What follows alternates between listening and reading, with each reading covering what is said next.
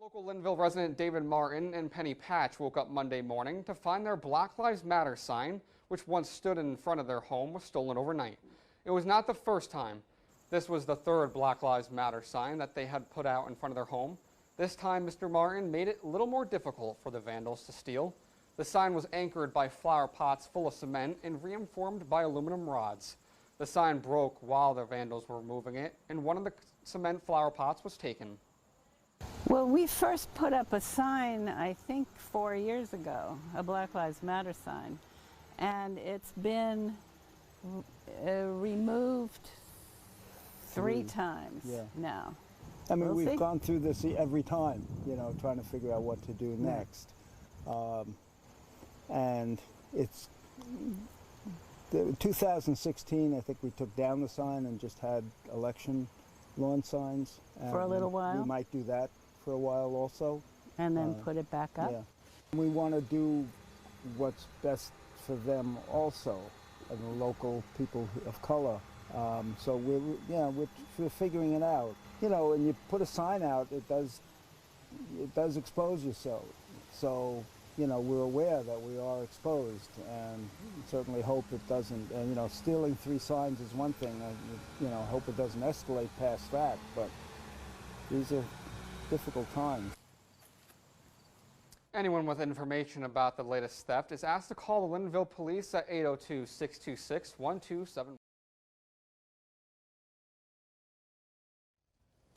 2 U.S. senators think citizens in rural communities should have a new way to have access to a bank account. Vermont Senator Bernie Sanders is working with New York Senator Kristen Gillibrand to bring a new Postal Banking Act to the U.S. Postal Service. Gillibrand says the new service will bring low-cost banking services to every community in the country. Services that this banking act would provide are small dollar checking and savings accounts, debit cards, online banking services, and small dollar loans. Sanders says this new service will bring a sustainable source of funding for the U.S. Postal Service.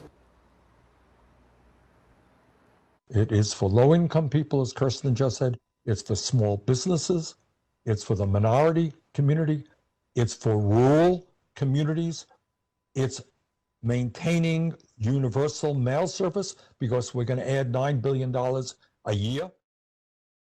Vermont schools can enter a new phase starting Saturday. Phase 3 to open up Vermont schools goes into effect this weekend. The biggest changes Phase 3 allows is for the athletic events to be played, something many Vermont athletes have been waiting for. Phase 3 also allows for common areas such as gyms and cafeterias to be utilized, although this is up to schools' discretion. Schools also have the ability to have more flexible grouping method. In Phase 2, schools have to keep students to the same group whenever feasible, but in Phase 3, schools have more flexibility when it comes to grouping students. We know, however, that in-person instruction is very important for the healthy development and academic success of our students, particularly for our youngest students. So we believe it is critical to continue to work towards more in-person instruction while the conditions are optimal to do so. Although Phase 3 is in effect starting Saturday, the 26th Phase 2 can go back in effect if deemed necessary.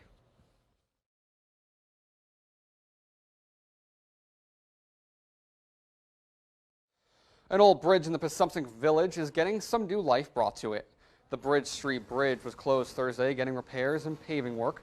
Work began Thursday morning and lasted throughout the day. Suggested detours avoid the project are Old Silo Road to and from East Barnett and River Road to and from St. Johnsbury.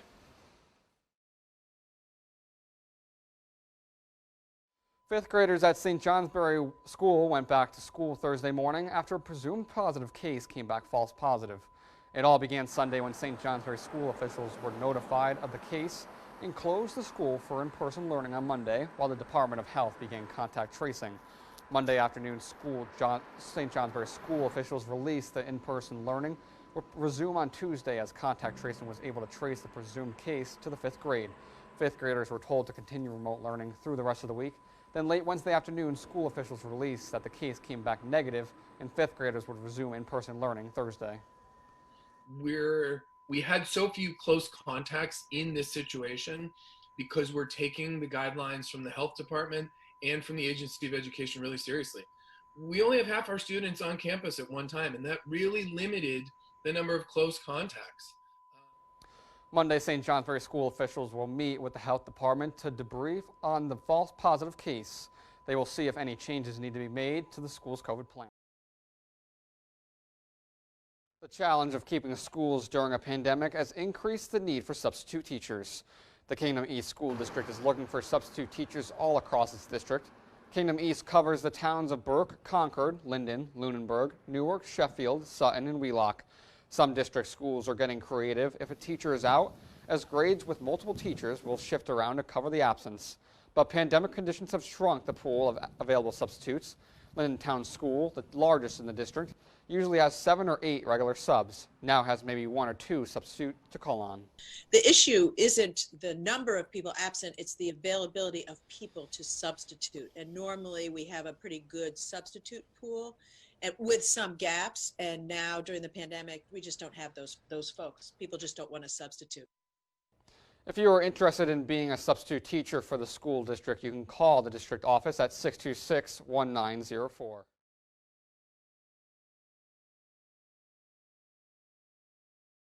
S54, the bill regulating a cannabis market for Vermont, has become a law without Governor Phil Scott's signature. The new law requires cities and towns to authorize these retail marijuana businesses before they can open, and that still could be a while. A new board must be created to plan and regulate the number of licenses that will be issued for growers and retail establishments across Vermont. A system of rules is going to have to be developed that surround everything by way of seed to sale. So for instance, if you're a grower, you're going to need a license. You're going to be transporting it to a given location, you need a license. You're going to be opening up a retail establishment, you're going to need a license. Lab technicians are going to have to be set up to monitor the product. Bennings say at the earliest it will be another 3 years before cannabis stores open in Vermont. It will take that long to work out the licensing system and for local approvals to be completed. A hazardous collection day was underway Saturday in Burke, but it was household hazardous waste. The towns of Burke, St. Johnsbury, and Vermont Natural Resource Agency partnered to collect household hazardous waste from community members and local businesses. For 4 hours Saturday, materials such as pool chemicals, cleaning supplies, paint thinner, and many more household wastes were disposed of at the Burke Town Garage. The unpleasant weather had organizers only expecting around 50 to 100 vehicles bringing waste to drop off. We have various plants that we send it and separate it to. About 60% of it gets recycled, reused. The rest we sort out depending on different sources. Winter is just around the corner and ski resorts are prepping their plans for the 2020-2021 ski season. On Tuesday, guidelines for ski resorts for the upcoming ski season was released. These guidelines include strict adherence to the cross-state travel guidelines. Resorts will have to maintain contact tracing information for every guest on the mountain. Required face coverings when social distancing cannot be achieved. Ski lifts loaded to allow physical distancing lift capacity will be set at 50%, and enhanced cleaning for all high contact areas. The guidance we're issuing today aims to provide skiers and riders the safest skiing and riding experience in the country. It aims to ensure the health and safety of the thousands of Vermonters who work in the industry at the mountain, and perhaps most importantly, it aims to protect the health and safety of the communities that host these mountains. Burke has yet to release their detailed plan for the 2020-2021 ski season, but they have released that there will be no limitations on ticket sales or season pass use. What we can see now is hand sanitizing stations and social distancing markers can be seen around the resort in preparation for the mountain to begin winter operations. Northeast Kingdom residents were able to take part in a farm-to-family food drive distribution in St. Johnsbury on Friday. The Vermont Food Bank brought over 500 boxes of food for families that pre-registered for the event. The boxes contain milk, fresh produce, meats, and many more items to get families through the pandemic. Thanks to over 15 local volunteers in the Vermont Food Bank, this event was able to be held for families in need.